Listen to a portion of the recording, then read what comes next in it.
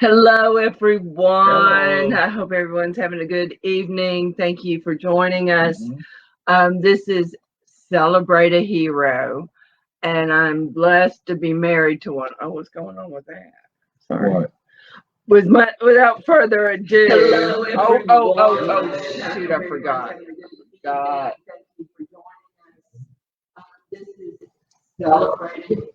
So I can see your comments.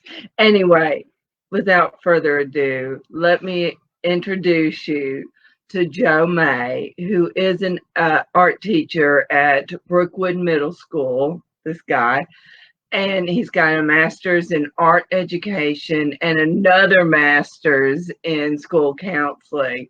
So, yay! Everybody Thank give you. him a Thank you. cheer. Hey, Mark, thank you for joining us. So, Joe, Yes. I hear you're married to a stunning woman. Yes. Ah, did I say he's my husband? Mm-hmm. Anyway, so how long have you been teaching? 20, 20 years. 20 years. You're not retiring anytime soon, though, 20 years. because we need health insurance. Anyway, so what would you like to talk about? What would you like what, talk about? Um, hey, Bonnie McNichol. Bonnie, I want to talk to you. I want to bring an Australian on just to say, good day, mate. Anyway, so Bonnie, it's you, babe, because I know I can't get Tracy. Anyway, it's about Joe May, not a future uh, Facebook Live. I just woke up. Anyway, so how since the COVID 19, how have you been affected? Well, the Thank you, Cindy. Oh, everybody give Joe thanks. Because he's a hero. My nose is red. I have not been drinking, I promise. Go ahead. anyway, let's see. So when the news first came out, we're going to extend our spring break for 1 week. So there's going to be 2 weeks. Because you were Um, on spring break, right. right? March 13th was the last day. Yes. Yes. And then we were gone for another week. Other school systems that basically was extended spring break for our school system Cindy Wood. and other school districts. And then as the situation changed, of course, as some of you probably know, they basically decided to have distance learning from April 6th until the end of the year. So we've been doing distance learning. Some school districts are doing it differently than we're doing, but what that's meant for me is that I've been helping to assemble and get out and let students and mostly parents know about learning packets for their students. And we have a lot of online resources, but we also have physical paper packets for the students and families who don't have access to online resources. So what that's meant for me is I have a group of students that I call their parents, guardians, the people in charge of them, and let them know what's going on. Most of my students do have some sort of access to online resources. A lot of that is stuff that they download and then have their student to work on that. Mainly, it's about getting the material that they would have covered in school at this time in front of them so that they can cover it so that in the fall when everyone comes back, then they will not be as far behind or else be up to speed with what they need to be doing. Yeah, go ahead. So, you've been allotted, each teacher's been allotted a group of students, Yes, right? yes. Um, Now that's it's different for different school systems, and some school systems where they do have what they call one-to-one. In other words, every student has a device, a Chromebook or a pad or something that belongs to the school, and they let the student use it, just like back in the old days when I was coming up. We had You're a hopping textbook. on. Thank a hero. Yes. Joe May. Thank you. You're welcome. Just like textbooks, except they happen to be Chromebooks or other devices. They get to take those home.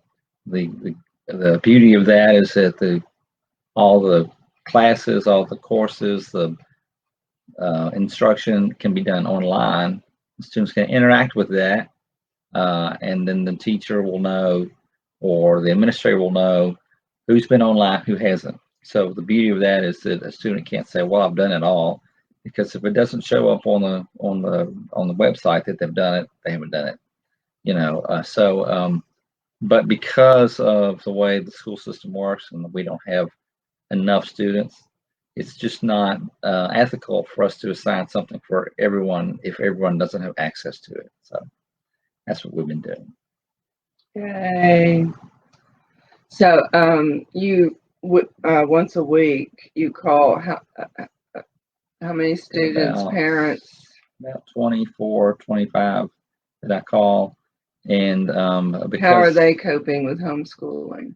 Well, it sort of depends. Most of the parents I've talked to have been very receptive and welcoming and glad that they've got some help. And also we have a helpline that they can call if they need that. So, and most of the parents that I've contacted have, they have their students, their kids doing the packets or attempting to do the packets, and that's what we call them, learning packets.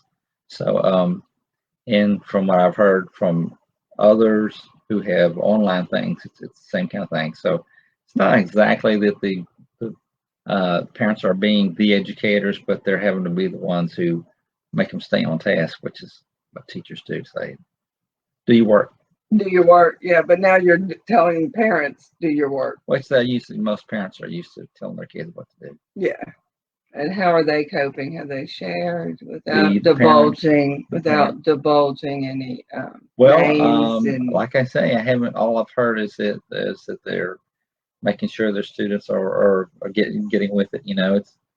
It's not the easiest thing if a student is not used, especially middle schoolers. Yeah, if a kid's not used to doing anything at home except play games or go on TikTok or whatever they do, then it might be more difficult. But in this extended time, then they have more time on their hands, and so the time is there, so it's certainly an opportunity, I would say, to have a little more structure or have something more for the kids to do. And normally some of the things that they would normally be doing this time of year, like sports, I mean, that's a big thing with a lot of the kids is sports. They want to be doing, and they can't do it. All the spring sports was canceled, all practice, all that kind of thing. Band was canceled, all the, every year about this time, a choir, band, those kind of performing arts will have some sort of either a play or a choir event or a concert, to show what they've learned, and just haven't been able to do that. There's not really a way of doing that online that we know of yet. But that may come later on. We'll figure out some way to do that online. So mainly the focus is on the core subjects, math, science, social studies, and what's the other one? Reading. Yeah, reading. Yeah, so I always forget. Anyway, so it's an adjustment, and I think it's an adjustment for everybody. Like you say, I have for instance, my niece who lives in suburban Atlanta, and they're in school. Are they? Yes, they are in school. They're not in school. They don't go to the school physically, but their school system is such that they have enough resources. So her Anthony Arnone is up in the house. We love the Arnone. Yes. Sorry, I didn't mean to interrupt. I didn't. Yes. Yeah, he deserves old blue eyes. Anyway, sorry, Anthony. And sorry, Joe, for interrupting you. But so yeah, her little boys are elementary school age, and they've all got Chromebooks or something like that, and they have classes every day. So that's part of their routine, and she makes them, or tries to anyway, make them do what they're supposed to do. And whatever they do on their Chromebook, the teacher can tell whether they've been doing the work or not. So if there is an advantage to that. So Yes, yes. I was going to say something, but I got all excited because Anthony Arnone's in the house. Bronny, are you still in the house? You're next up. Everybody throw a thank you up to Joe May in the comments. My goal by the end of the week is to have a total 1,000 thank yous from our Celebrate a Hero series this week. mm-hmm. And I was going to say something, I forgot. Yeah, you were going to ask about online resources, and this is really, it's not just now, but pretty much anytime. There's a lot of resources out there. So for anyone who has, not just now, but also, later on in the future, if a lot of schools will have resources that they pay for that your student has access to. Like IXL is one of them, Google Classroom is another one. But there's other ones, a couple that I just found out about. One is the New York Times has a really good, it's called the Learning Channel, and it's free. It's mostly geared towards middle and high school students. Just a lot of quizzes and crossword puzzles and information about what's going on in the world right now, and just all sorts of. And it's like I say, it's for the older students. There's a lot of stuff online for some of the younger kids. PBS is a good resource. PBS is a good resource, even if you don't have online. If you know someone says, well, they don't have a computer, can't get online, the internet's too slow. If they have a TV and can see PBS, they have a whole lineup of programs, and those are all just solid learning shows. Of course, there's Sesame Street and there's Clifford the Big Red Dog and all. I was raised on Sesame Street. Yeah, I could speak Spanish a little bit by the time I was in first grade. No. Duo. Let's see what. I could count uno, dos, tres, taco. And I love Snuffleupagus. Snuffleupagus. That guy. Yeah. Yeah. So, thank you, Joe May. Do you have anything else you'd like to add? Well, just support your teachers and help them with, especially nowadays with the online learning stuff. I know as a parent you probably didn't sign up to be your son or daughter, or you didn't sign up to be a teacher. That's why you send them to us. But that's why I have a job. And so, I'm sure they have a lot more appreciation for educators. I hope so. So it does take some a little extra effort, and but if you can get online resources, that's even just using the phone. There's a lot of apps on phones if you don't have a big time computer. And believe me, if you've got a child probably over the age of 4th grade, they know more about the phone than we do. Especially middle school and high school, they know. So don't let them say, well, I don't know about that. They know probably more than we do about the phone. Don't let them say what? Don't know about that. Because they do. All right. Don't let them do that. That's all I've got, unless you have any questions. No. Just let y'all know we've got tomorrow night we're celebrating a pharmacist. Yay, we need pharmacists. We need drugs. I mean pharmacists too. And on Thursday we're celebrating a college 2020 senior, college graduate. Who would that be? It's a secret. It's a surprise. But if you have a high school senior who, because seniors are missing out on cap and gown, prom, I'm sure they'll have a makeup, but it's not the same as last year, and hopefully not the same as it will be next year. I would love to bring them on so we can celebrate them. So let me know private message me or put it in comments that you have a senior or a high school senior that would we could celebrate on Be Unusual. And yeah, you can also text my full name, Jana May, to 85377, and you'll be able to download my business card. 85377. Hit it. That's all I got. 85377. Okay. Jana May, all one word, no space, to 85377, and call me and talk, because you may not want to share your child's name on social media without talking to me first. But it would be done remotely like all these celebrations are. I want to give everyone a good night. Oh, first, I want to thank my hero. I was facing the camera. Taking a film right here, baby. Right here. Okay, see, love hurts, man. And I appreciate you, all the educators.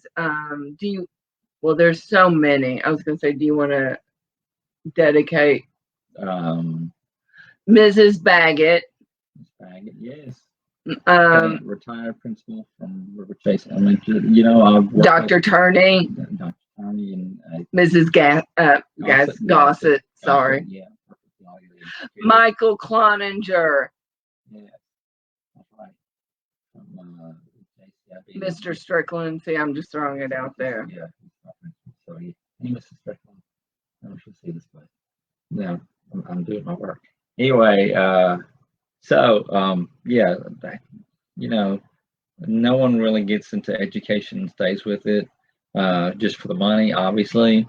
So there's a lot of dedicated people that sometimes maybe, we don't see that or appreciate it because there's difficulties, and sometimes the school system doesn't work quite like it should. So, but behind all that, there's a lot of dedicated people who do their job and do it well. And sometimes it's a thankless one, but I've worked with just a lot of good educators, and so yeah. To me, you must have a divine calling to be an educator. Yeah, he's just angels sang through him. Let's see. Yeah, halo right here. Yeah. Okay. Okay. Just like I think being a realtor and staying with it is a divine calling. Mm-hmm. And I love it. And he loves what he does. Joe, he works 12 hours a day. What's with the hair? What is with the hair? 12 hours a day. So, he and weekends to prepare. Would you stop? To prepare for he goes in on Sunday to prepare for the week. So there's a lot of work our beloved educators go through. Yeah. And you'll be able to meet a future educator who needs a job, by the way. And he did what did he do? A 62 on his Ed TPA. If there's a principal listening, and he's got the best resume. Anyway, so you'll get to meet him Thursday night. Y'all have a good night. Take care. And thanks to everybody who showed up and watched. Appreciate it. What he said. It takes a second. I keep doing that. I say goodbye, and then I'm like, why aren't we stopped?